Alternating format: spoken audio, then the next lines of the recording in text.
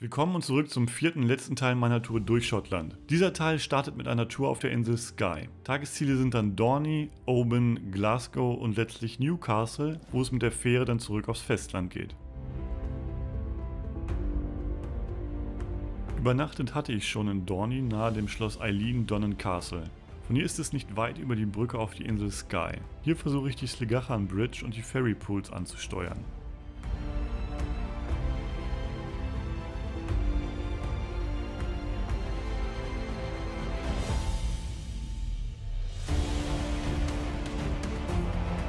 Ebenso Nice Point sowie die Inselhauptstadt Portree und die Felsformation Old Man of Storr.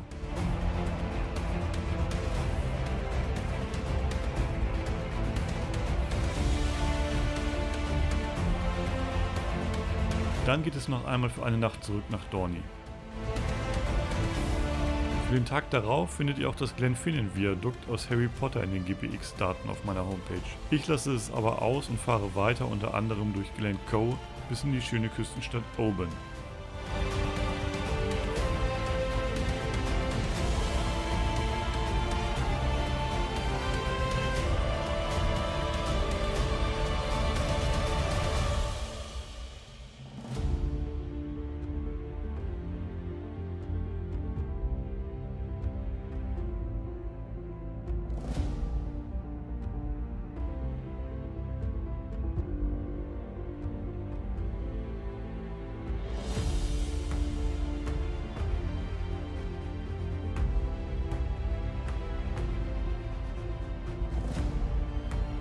Am nächsten Tag geht es weiter am Loch Ave und dem beliebten Loch Lomond vorbei bis nach Glasgow. Kurz vorher schaue ich mir noch die kleine Schlucht Devil's Pulpit aus der Nähe an.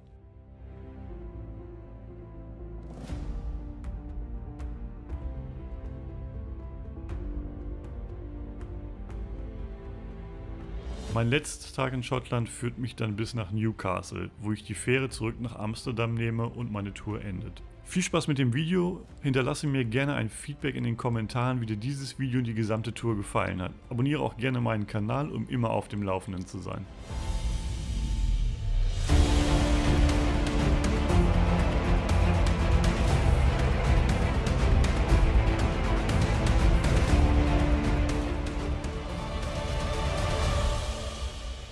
Heute soll es auf die Isle of Skye gehen, wo ich mir unter anderem Point Naze und die Ferry Pools angucken möchte. Aber es sieht gerade nach Regen aus. Mal gucken, ob ich heute auch wieder Glück habe und einigermaßen trocken bleibe.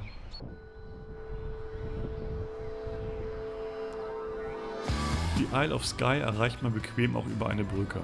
Im Süden der Insel gibt es auch eine Fähre, die man für die An- oder Weiterfahrt nehmen könnte.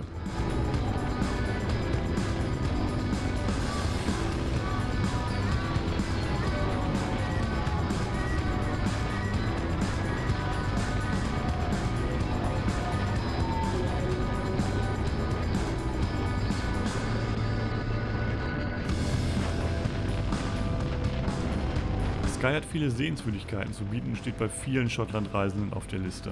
Leider ist es deshalb auch entsprechend voll.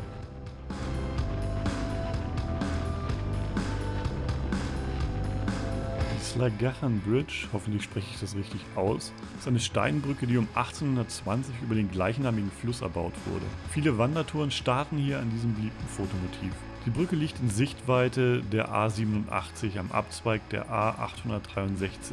Wer auf die Isle of Skye fährt, kann diese Brücke also mit hoher Wahrscheinlichkeit auch gar nicht übersehen. Das nächste To-Do auf meiner Touristen-To-Do-Liste wären die Ferry Pools, für die ich hier ein Foto recherchiert habe. Am Parkplatz mit Aussicht auf einen längeren Fußmarsch zu den Teichen der Feen entscheide ich mich dagegen, den Weg in voller Montur samt Regenklamotten und in einsetzendem Nieselregen auf mich zu nehmen.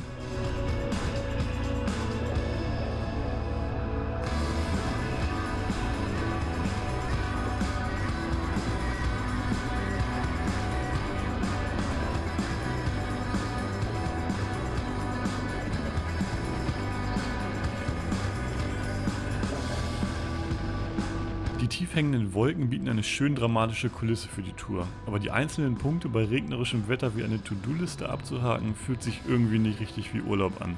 Die Touristenströme, die alle nahezu dieselbe To-Do-Liste abzuarbeiten scheinen, tun ihr Übriges zum Fahrvergnügen an diesem Tag.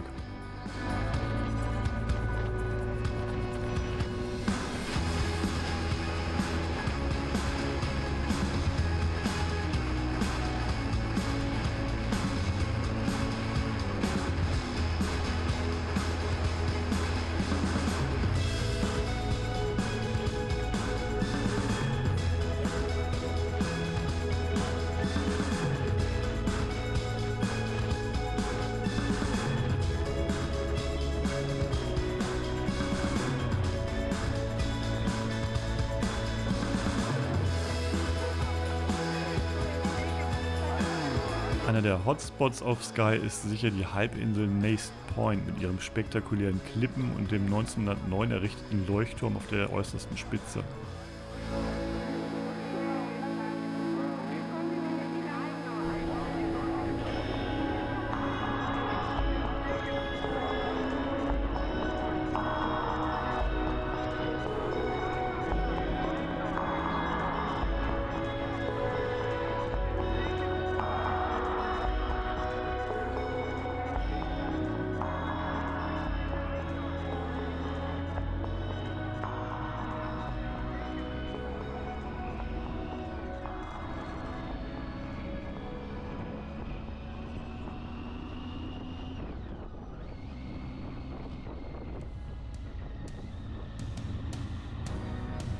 Gott sei Dank gibt es dann auch doch noch die kleinen idyllischen Sträßchen auf Skye.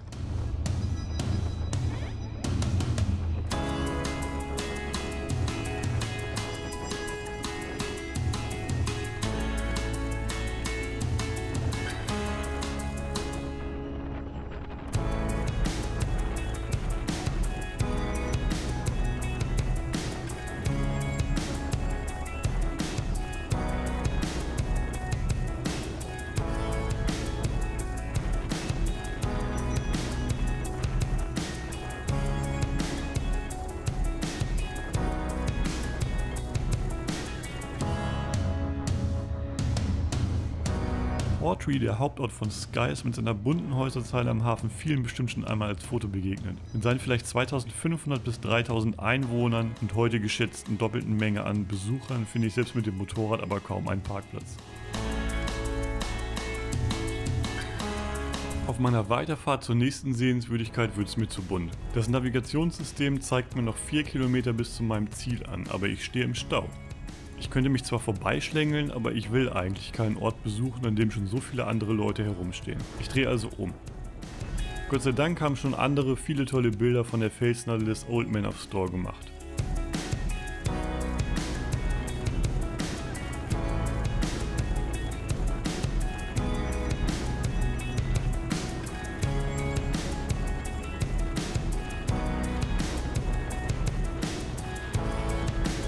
Ich fahre also zurück nach Portree und verlasse über die A87 die Insel Skye.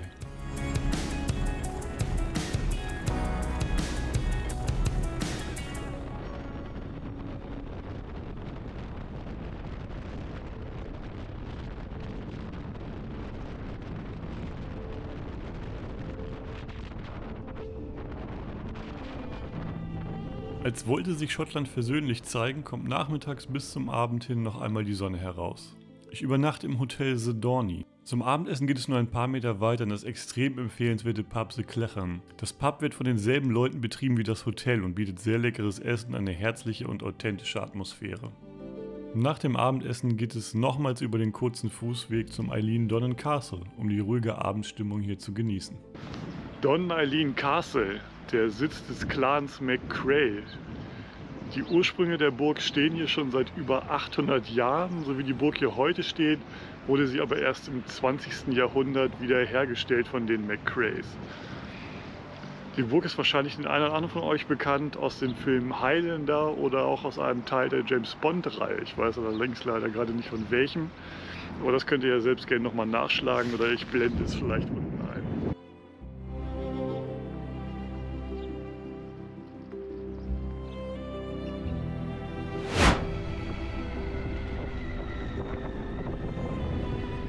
Nach einer kurzen Ehrenrunde im beschaulichen Dorney geht es ein letztes Mal vorbei am Eilean Donnen Castle und dann Richtung Süden.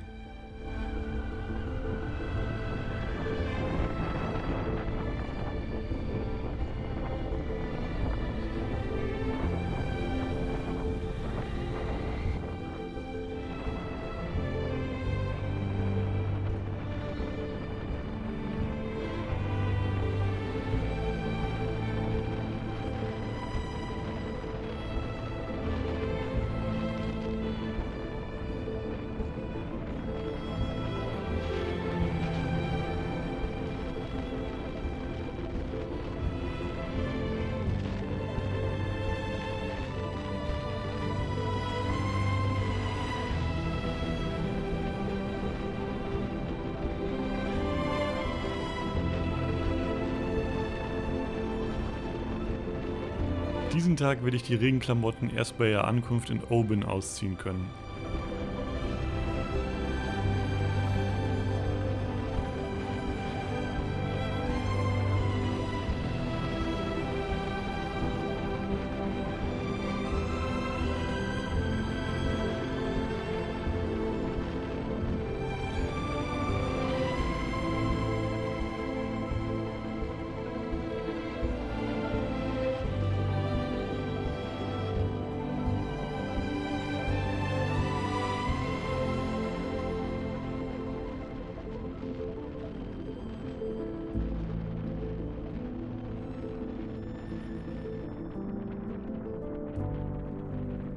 Die dichte, tief hängende Wolkendecke verleiht dem Tal Glencoe eine besonders mystische Stimmung.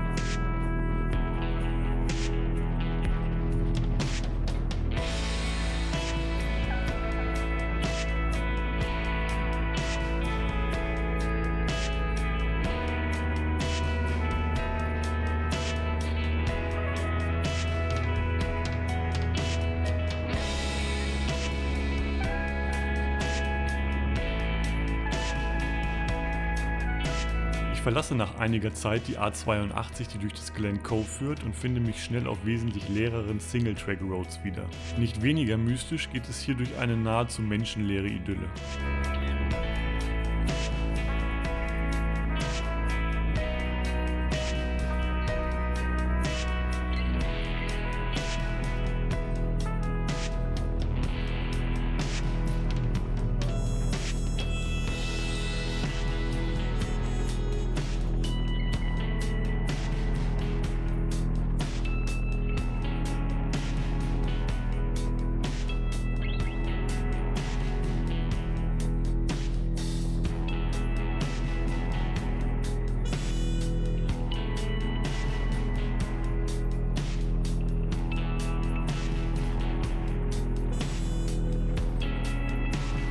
Ich habe euch in den GPX-Daten übrigens auch den Fotospot hinterlegt, an dem Daniel Craig in James Bonds Skyfall stand. Die GPX-Daten meiner Schottland-Tour, begleitende Blogbeiträge und Fotos zu all meinen Touren findet ihr übrigens kostenlos auf meiner Homepage. Den Link findet ihr in der Videobeschreibung.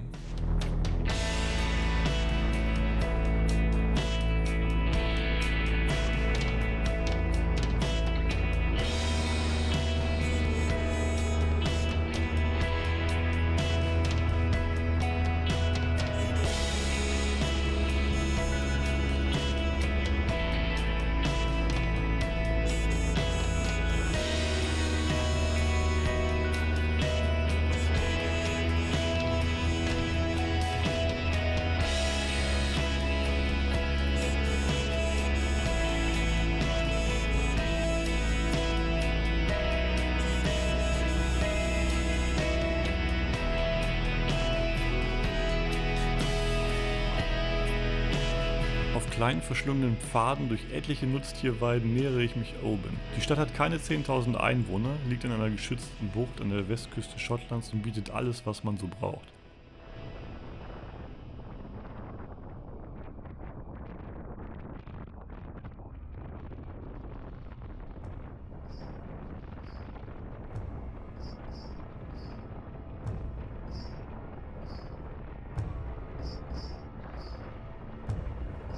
Doch vorher gilt es noch, die Kuh vom von der Straße zu bekommen.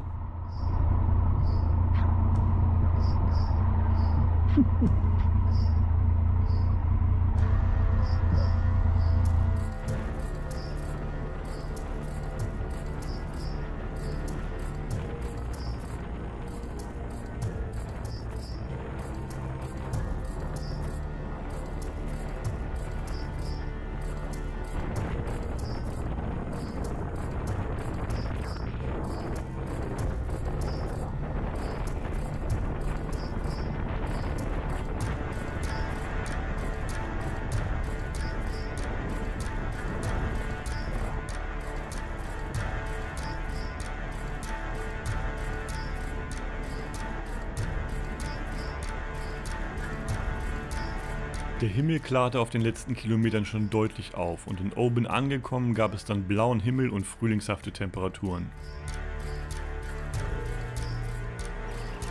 Direkt neben meinem Hotel war die St. Columba's Cathedral. Wir waren zu der Zeit die einzigen Besucher dort, das war etwas Faszinierendes, war aber auch ein wenig gruselig.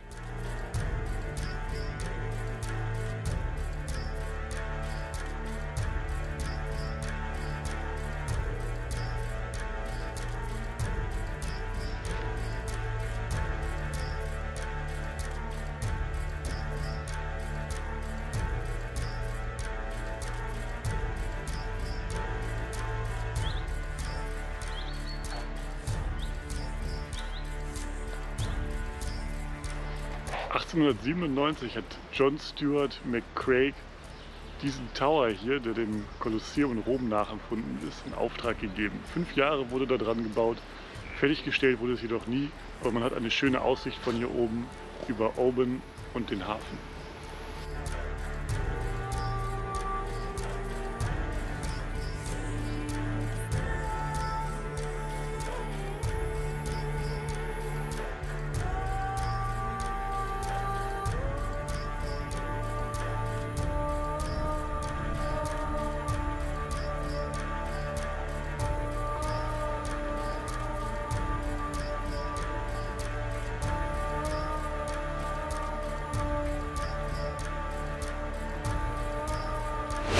Guten Morgen, das Wetter heute begrüßt uns so freundlich, wie es uns gestern verabschiedet hat. Heute geht es weiter von Oban nach Glasgow, dafür sind rund 200 Kilometer angesetzt. Mal schauen, was uns heute so widerfährt.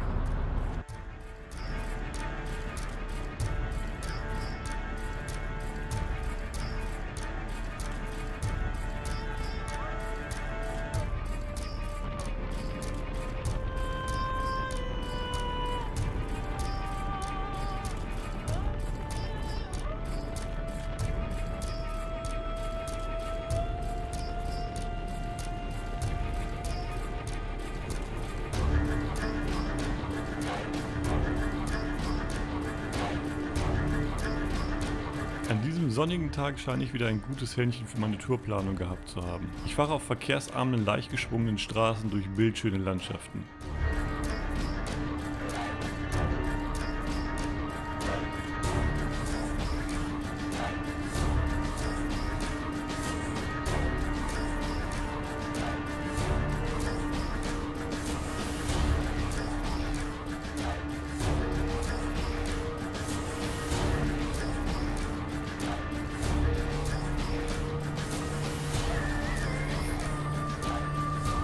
Dass man diese Landschaften nicht immer für sich hat, hat mir unter anderem der Tag of Skye gezeigt. Es hat sich eben auf der Welt herumgesprochen, wie schön dieses Land ist. Pro Jahr verzeichnet Schottland zwischen 14 und 15 Millionen Besuchern. Davon kommen etwa 13% aus Deutschland. Am Tourismus hingen im Jahr 2015 rund 217.000 Arbeitsplätze. Das waren 9% aller Arbeitsplätze in Schottland. Der Erfolg kommt nicht von ungefähr. Zahlreiche Filme und Serien wurden zum Teil in Schottland gedreht. Im Jahr 2012 startete zudem die nationale Tourismusstrategie Tourism Scotland 2020. Davon sollten gerade die strukturschwachen ländlichen Regionen wie auf den Inseln vom Tourismus profitieren. Zum Glück ist Schottland groß und vielerorts merkt man nicht so sehr, wie viele andere zeitgleich in diesem wunderschönen Land unterwegs sind.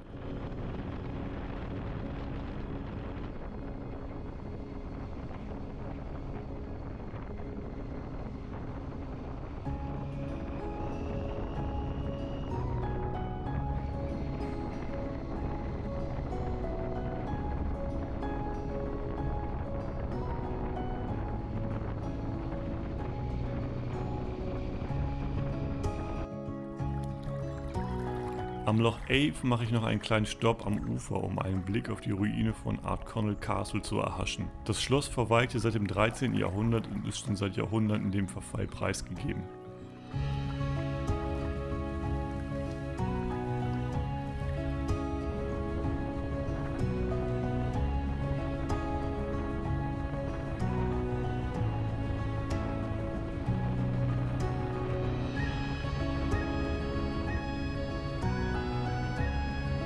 Neben dem Tourismus sind die Ölförderung, die Whiskyproduktion, die erneuerbaren Energien und dann die Landwirtschaft samt Jagdtourismus die treibenden Wirtschaftssektoren in Schottland. Die Landverteilung in Schottland ist wohl höchst ungerecht. Laut einer auf Wikipedia zitierten Quelle von 2009 gehören 10% Schottlands allein 18 Personen. Diese Ungleichheit geht wohl zurück auf das 16. Jahrhundert, als die Ländereien der Kirche unter den mächtigsten Adligen aufgeteilt wurden. Es gab Initiativen, dies zu ändern, aber wie weit dies gekommen sind, habe ich nicht weiter recherchieren können.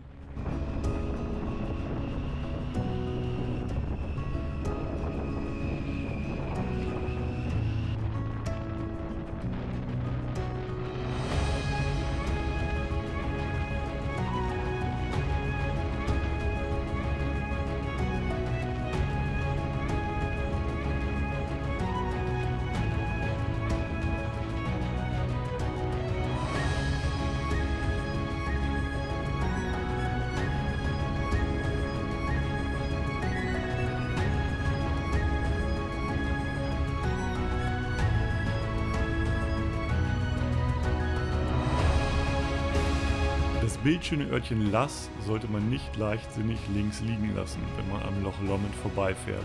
Der Loch Lomond ist mit seinen 71 Quadratkilometern der flächenmäßig größte See auf der Insel Großbritannien. Zudem ist er ein beliebtes Reiseziel auch für die Briten und bietet bei gutem Wetter entsprechendes Urlaubsflair, das mich jedes Mal ein wenig an Italien erinnert.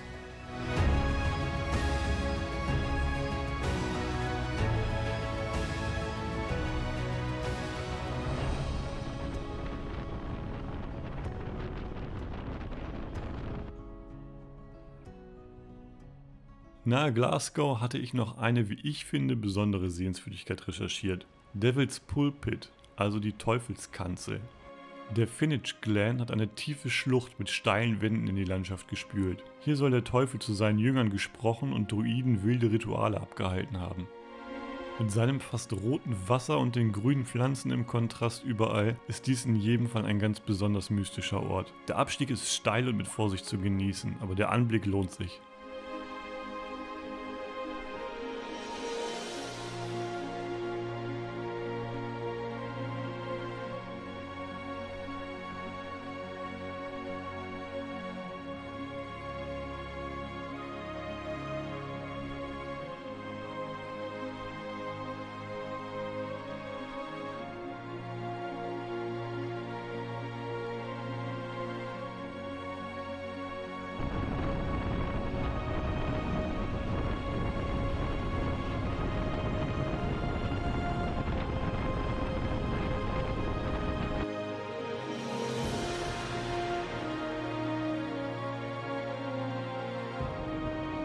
In Glasgow bin ich einigermaßen platt und hole lediglich für die St. Mungo's Cathedral noch einmal die Kamera heraus. Sie wurde im 13. Jahrhundert erbaut und nach dem ersten Bischof von Glasgow benannt. Nach einem kurzen Abendessen bleibt mir leider nicht mehr viel Zeit in Glasgow. Wirklich schade. Die Stadt hätte noch mehr Dinge zu bieten, die mich interessieren.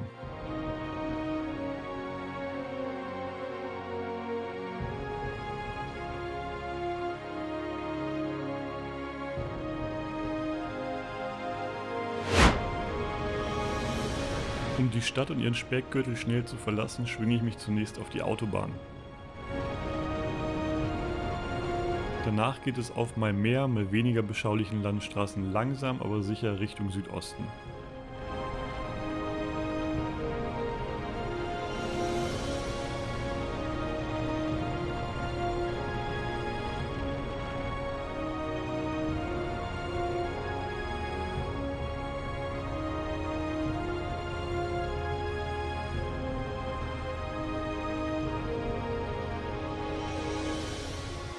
Dann führt mich meine Tourenplanung noch auf den letzten Kilometern in Schottland auf eine kleine Offroad-Passage. Das macht schon Spaß, es war ja auch ein schönes Fleckchen und gutes Wetter. Allerdings mit Passagier und 3 Koffern bin ich eher gemäßigt unterwegs.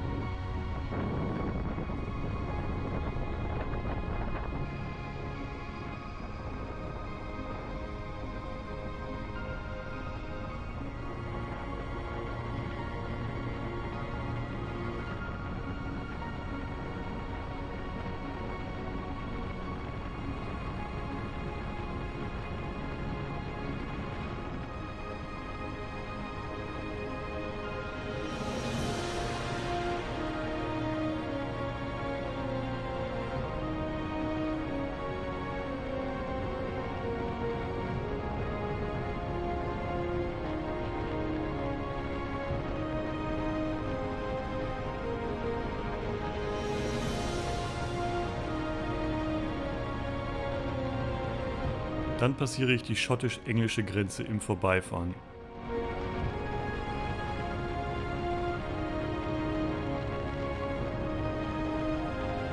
Da sehnt man sich eine Tour so lange herbei, recherchiert und plant und dann geht es endlich los und einen Wimpernschlag später ist die Tour auch schon so gut wie vorbei.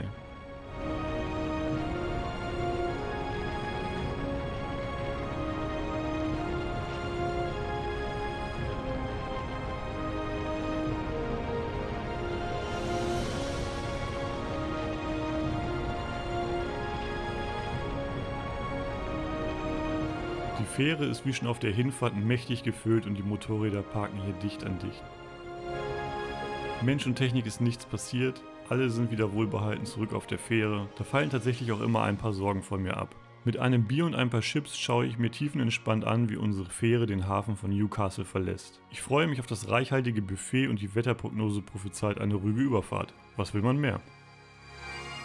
Die Autobahnfahrt zurück nach Deutschland erspare ich euch hier. Ich freue mich sehr, wenn dir diese Tourvideos gefallen haben. Hinterlass mir gerne ein Feedback in den Kommentaren oder per Daumen rauf oder Daumen runter. Abonniere auch gerne meinen Kanal, damit du keines meiner Videos mehr verpasst. Wirf auch gerne mal einen Blick auf meine Homepage und meine anderen Social Media Kanäle. Danke und bis bald, mach's gut.